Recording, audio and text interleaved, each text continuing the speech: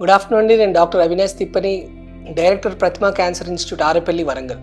So last time మనం stomach cancer గురించి discuss చేసాం. సో ఒకరు అడిగారు నన్ను, సార్ వంశపారంపర్యంగా వచ్చే స్టమక్ క్యాన్సర్ ఏంటి అంటే, వంశపారంపర్యంగా వచ్చే స్టమక్ క్యాన్సర్ని హెరిడిటరీ క్యాన్సర్ అని అంటాం అనమాట. అంటే హెరిడిటరీ గ్యాస్ట్రిక్ క్యాన్సర్ అంటే వంశపారంపర్యంగా వచ్చే కడుపుకు సంబంధించిన క్యాన్సర్. సో దీంట్లో ఏంటంటే ఒక CDH1 జీన్ అనేది ఉంటుంది. ఆ జీన్ మ్యూటేషన్ వల్ల రావడం జరుగుతుంది. ఈ పేషెంట్స్ ఎలా ఉంటారు అంటే, ఒక ఫ్యామిలీలో సార్ ఎలా మనం ఈ క్యాన్సర్ ఉంది అనుకోవచ్చు అని అంటే ఏంటంటే, 40 years కంటే లోపు ఎవరికైనా ఇంట్లో కడుపుకు సంబంధించిన క్యాన్సర్ వచ్చిందనుకోండి, అది ఆ బయాప్సీలో డిఫ్యూజ్ గ్యాస్ట్రిక్ క్యాన్సర్ అని ఉంటే తప్పకుండా ఒకసారి ఆ ఫ్యామిలీ వాళ్ళంతా ఒకసారి జెనెటిక్ కౌన్సిలింగ్కి వెళ్ళాల్సి ఉంటుంది.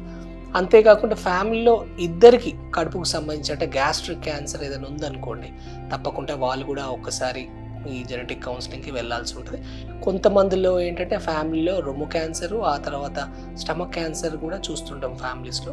సో అలాంటి వాళ్ళు అంటే ఇద్దరు కానీ ముగ్గురికి స్టమక్ క్యాన్సర్ను రొమ్ము క్యాన్సర్ ఉంటే కూడా తప్పకుండా ఒకసారి వెళ్ళి ఈ జెనెటిక్ కౌన్సిలింగ్ టెస్టింగ్ చేయించేసుకుంటే ఫ్యామిలీలో మిగతా వాళ్ళకు రాకుండా మనం ఈ స్టమక్ క్యాన్సర్ని మనం ప్రివెంట్ చేయవచ్చు.